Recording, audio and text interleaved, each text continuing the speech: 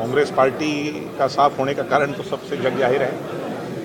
Private limited company बन गई, family company बन गई, बाप बेटा कंपनी बन गई और ऐसे में लोगों ने सबक सिखा दिया।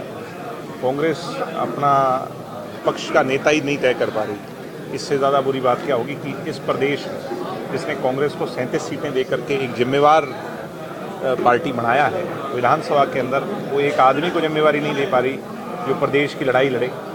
और आज उनके प्रभारी का बयान मैं सुन रहा था, बीके हरिप्रसाद का। वो ये कहते हैं कि हमारे लिए प्राथमिकता ही नहीं है नेता विपक्ष चुनना। प्रदेश को नेता विपक्ष नहीं मिल रहा और उनके लिए प्राथमिकता नहीं है। अभी तो ये 37 सीट पर आए हैं, अगली बार ये साफ हो जाएंगे। कांग्रेस की सोच इस प्रदेश में नहीं बची। सर, प्रदेश में बेरोजगारी ज़्यादा बढ़ गई है, टंकी के माध्यम से हम बार बार कह रहे हैं। मैं प्रदेश के मुख्यमंत्री जी से, प्रदेश की सरकार से फिर कहना चाहता हूँ कि पिछली सरकार में हम सरकार साझा थी और दुष्यंत चौटाला ने 75% कानून को बनाया। अगर वो लागू हो जाए कि सरकार अगर रोजगार सुरक्षा कानून लागू कर दे, 75% लागू कर दे, तो कायाकल्प हो जाएगा, प्रदेश के नौजवान का भविष्य बदल जाएगा। पहले सर मनोहर लाल जी का आपने कार्यकाल देखा, अब नायाब सिंह सैनी संभाले हुए, तो कैसे देखते हैं इनके कार्यकाल को? क्या लगता है विकास कार्य हुए नहीं? नायब सिंह जी नेक व्यक्ति हैं, अच्छे व्यक्ति हैं, सरकार चलाएं 5 साल, अभी तो बहुत कम समय हुआ है, अभी तो साल पूरा हुआ है, और प्रदेश की सेवा की।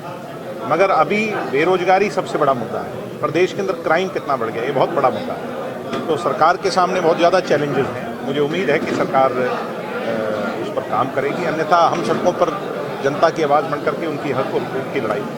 वर्तमान जो नेता है उनका ये कहना है कि जेजेपी का जनाधार खत्म होता जा रहा है, तो आप कैसे देखते हैं आगे, कैसे इसको बढ़ाने के लिए कैसे काम? ऐसा है ना कि दुष्प्रचार के चलते हमारे साथ ही कुठाराघात हुआ। दुष्प्रचार ही तो था। मैंने माइक से भी आज ये बात कही कि वो बातें जो तथ्यहीन बातें कांग्रेस के लोग करते थे, आज उन बातों का कोई तथ्य ही नहीं है। तो लोग सब बातों को मान रहे हैं, जान रहे हैं। मैं बड़े विश्वास से कहता हूँ, इसको कोई ओवर कॉन्फिडेंस की बात ना कहिएगा, पर बड़े विश्वास से कहता हूँ, प्रदेश का सुनहरा भविष्य दुष्यंत चौटाला है।